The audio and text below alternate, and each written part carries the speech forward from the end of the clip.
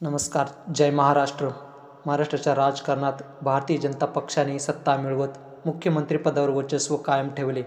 सत्ता मिळवत असताना अनेक मोठमोठ्या नेत्यांना या ठिकाणी धक्का बसलाय, तर अनेकांच्या अपेक्षा भंग झाल्या आहेत. महाराष्ट्रात 2.5 वर्षांपूर्वी राजकारणात मोठा भूकंप झाला होता. ठाकरेंची साथ सोडणारे 40 आमदार आणि 13 खासदार घेऊन भाजपने सत्ता स्थापन केली. सुरुवातीला 2.5 वर्ष मुख्यमंत्री शिंदेंना बसवलं. एकनाथ शिंदे आणि राज ठाकरे यांचं गणित चांगलं जुळलं.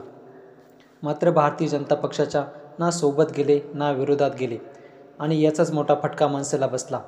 मनसेचे राज ठाकरे यांचे सुपुत्र अमित ठाकरे यांचा सुद्धा पराभव झाला. महाराष्ट्रात एक आमदार देखील मनसेचा निवडून आला नाही.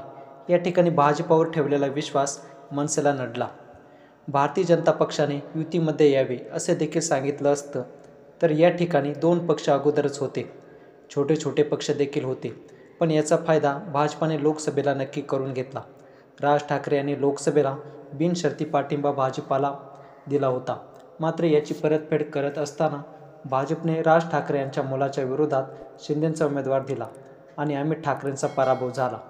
यानंतर सर्व चाके उलटी फिरायला लागली.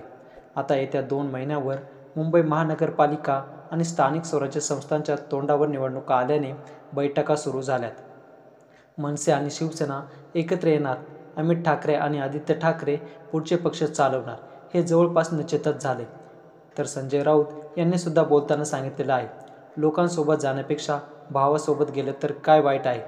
आणि सर्व मराठी माणसाची देखील इच्छा आहे की दोन्ही भावांनी एकत्र यावे. या ठिकाणी दोन्ही भाऊ सकारात्मक असून मुंबई महानगरपालिकेच्या अगोदर भगवा फडकवण्यासाठी मातोश्री आणि शिवसेना, मनसे आणि कृष्णकुंज यांचा दरारा महानगरपालिकेमध्ये ठेवण्यासाठी पुन्हा एकदा हे दोन्ही भाऊ एकत्र येणार हे जवळपास निश्चित झाल्याचं स्पष्ट झाले. ही बातमी कशी वाटली कमेंट करून नक्की कळवा.